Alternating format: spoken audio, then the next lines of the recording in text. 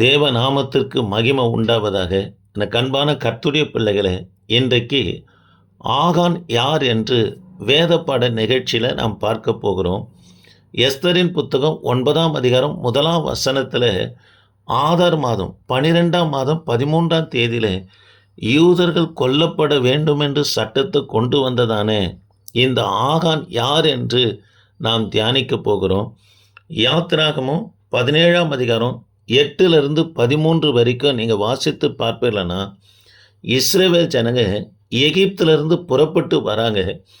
இஸ்ரவேலை முத வழிமறித்தவர்கள் யார் என்று சொன்னால், இஸ்ரவேலுடைய எதிரி யார் என்று சொன்னால் இந்த அமலேக்க தேசத்தார் தான்.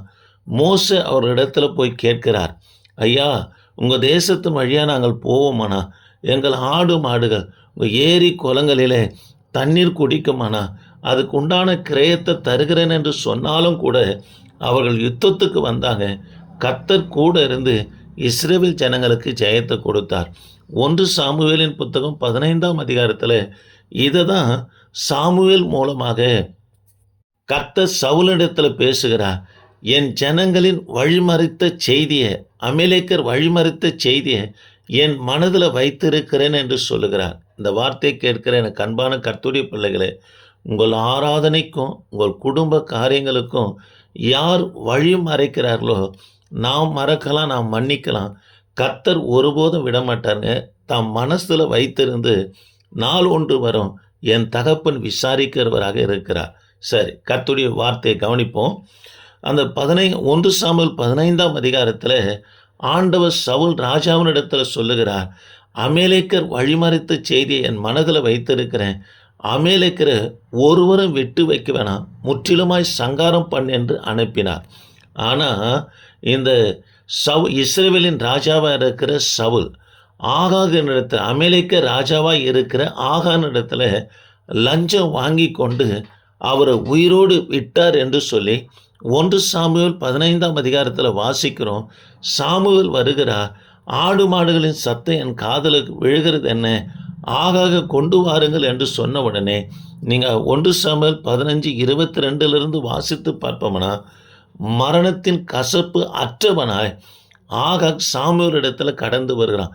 மரணத்தின் கசப்பு என்று சொன்னால் நாம் கொடுத்த லஞ்சம் வேலை செய்யுது.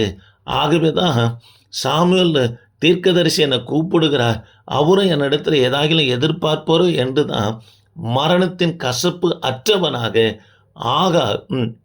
அமலேக்க ராஜா ஆகாக என்ன பண்ணனா சாமுவேல் இடத்துல வருகிறார். சாமுவேல் பட்டயத்தை எடுத்தார். ஆகாகும் அங்கே இருக்கிற அமலேக்கரும் சங்கரித்து போட்டார்.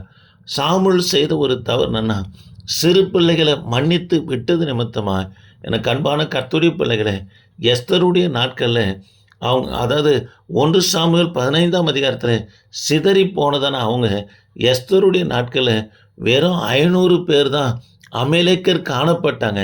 அந்த 500 பேரில் ஒருவனாக இருக்கிறவன் தான் யார் என்று சொன்னால் ஆமான். தேவ பிள்ளைகளே, எஸ்தரின் புத்தகம் 3ஆம் அதிகாரம் 1ஆம் வசனத்தில் ஆகாகனாக ஆமான் என்று இந்த இடத்துல குறிப்பிடப்படுகிறத பார்க்கிறோம். அப்போ ஆமான் யார் என்று சொன்னால் இந்த ஆகாகின் சந்தையில் வந்தவன் தான் இஸ்ரவேல் ஜனங்களுக்கு விரோதமாக எழும்பி முழு இஸ்ரவேல் ஜனங்கள் 127 தேசங்களில் இருக்கிற முழு இஸ்ரவேல் ஜனங்களும் கொல்லப்பட வேண்டும் என்ற சட்டத்தை அவன் கொண்டு வரதை பார்க்கிறோம். எனக்கு அன்பான கர்த்தருடைய பிள்ளைகளை, கர்த்தர் எதை சங்கரிக்க சொல்லுகிறாரோ, எந்த பாவத்தை விட்டு வெளியே வர சொல்லுகிறாரோ, உடனே நம்ம வரல, கீழ்ப்படியாமல் போவோம்னா அதுவே நமக்கு பின்னாட்களில் கண்ணியும் ஆபத்தும் துயரமாக முடியும்படி கர்த்தர் செஞ்சிடுவாருங்க.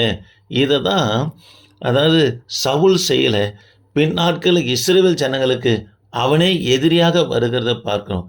இன்னொரு காரியத்தையும் சொல்லும்படியாக விரும்புகிறேன்.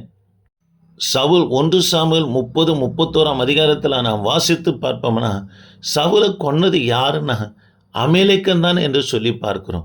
யாரை விட்டு வைக்கக்கூடாது என்று சொன்னாரோ அவங்கள விட்டு வைத்த சவுல், அவர்கள் கையினாலேயே இவர் கொல்லப்படுகிறத பார்க்குறேங்க. தேவ பிள்ளைகளே, கர்த்தர் எதை அழிக்க சொல்கிறாரோ அதை அழிக்கணும். எந்த பாவத்தை விட்டு வெளியே சொல்கிறாரோ வெளியே வரணும். அப்படி வெளியே வரும்போது பின் நாட்கள் அவைகளை காணாதபடி என் தேவனாகி கர்த்தர் செய்வார். இந்த வார்த்தை கேட்கிற எனக்கு அன்பான கர்த்தருடைய பிள்ளைகளே, அடிக்கடிக்கு நம்ம வேதப்பாட நிகழ்ச்சியில் இன்னார் இன்னார் யார் என்று நாம் பார்க்க போகிறோம். ஆகவே சப்ஸ்கிரைபர் பண்ணுங்கள், எங்களுக்கு உதவியாய் காணப்படுங்க. கர்த்தர் உங்களை ஆஸ்வதிப்பார். பிரைஸ் எல்லாம்.